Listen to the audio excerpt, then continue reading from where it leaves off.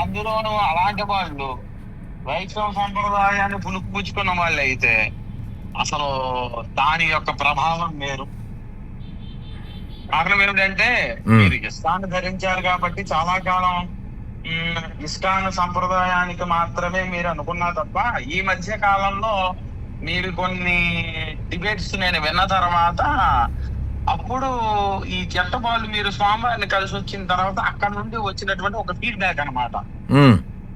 రాధా మనోహర్ దాసు అనేటువంటి అతనికి ఇస్కాన్ సంప్రదాయం కాదు, పరిపూర్ణమైన విశిష్టాద్వైత సంప్రదాయం మీద కొంచెం పట్టు ఉంది అనే విషయం నాకు వరకు వచ్చింది. ఎప్పుడైతే ఆ విషయం తెలిసిందో, మీరు వైష్ణవులు, నేను వైష్ణవుని, అంతే. నీది తనాలి నాది తనాలి అనే సంబంధంగా మీరు వైష్ణవులు, నేను వైష్ణవులు అనే నిర్ధారణకు వచ్చేసాను.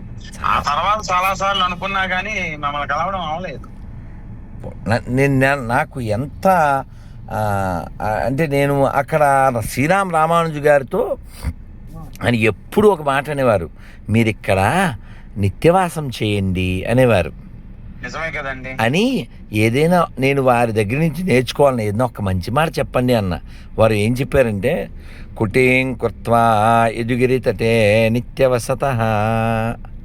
ఇంకా ఎప్పుడు 2007లో విన్న మాట అది నా మనసులో అదే ఉండిపోయి, నేను అక్కడ ఒక పిల్లవాడిని అడిగి వేసి పిల్లవాడిని అడిగి నేను చతురాక్షరి నచేత్ రామానుజ చతుర ఆ శ్లోకాన్ని ఇంగ్లీష్లో రాసి నేర్చుకున్నాను నేను.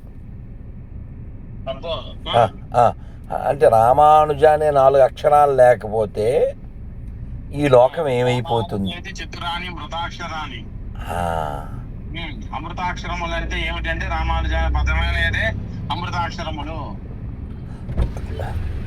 ఈ 4 అక్షరాలు ఈ లోకాన్ని ఉద్ధరించడానికి, మనకు ఉన్నటువంటి దోషాలను ఉత్తరించడానికే ఉన్నవి అని. అందువలన నేను ఇంకా ఆచార్య అభిమాన స్థలంలో అలా మొన్న ఒక 2 నెలల క్రితం కూడా వెళ్ళొచ్చి సేవించుకున్నాం అనుకోండి. అన్నమయ్య ఏదైతే చెప్తాడో అది నా హృదయంలో ఉంటుంది. ఈతని వలనేక ఇలా వైష్ణవులమైతిమి, ఈతని వలనే కంటిమి తిరుమని, ఈతడే ఉపదేశమిచ్చను అష్టాక్షరి మంత్రము, ఈతడే రామానుజులు ఇహ పరదైవము, గతులన్నీ కిలమైన కలియుగ మందును గతి ఈతడే, మమ్ముగాచే గణగురు దైవము, గతులన్నీ కిలమైన కలియుగ మందును గతి ఈతడే. ఆల్రెడీ కిలం అయిపోయాక గతులన్నీ. అయినా సరే రామానుజులు ఉన్నారు కదా, ఆ కిలమైన గతులన్నిటిలో ఈ ఒక్క మార్గం ఉంది కదా. మీ స్వగ్రామం ఎక్కడండి? పూర్వీకం ఇప్పుడు ఉన్న మార్గమే. స్వగ్రామం మార్గం కాదు, గ్రామం. మీ స్వగ్రామం పూర్వీకం. ఇప్పుడు నా శరీరం మాత్రమే అక్కడ పుట్టింది. నేను దీక్ష స్వీకారం చేశాను కాబట్టి ఇంకది నాకు అప్రస్తుతం, అంతే, వదిలేశారు. కానీ ఇలాంటి వాళ్ళని కలవలేకపోవడం కూడా ఒక దురదృష్టం అండి. ఎందుకంటే బాహ్య ప్రపంచంలో ఉంటూ బాహ్యపు వాసనలు పట్టించుకోకుండా ఉన్నారు, చూసారా? అది గొప్పతనం. నేను ఇప్పుడు రోడ్డు పక్కన ఆగి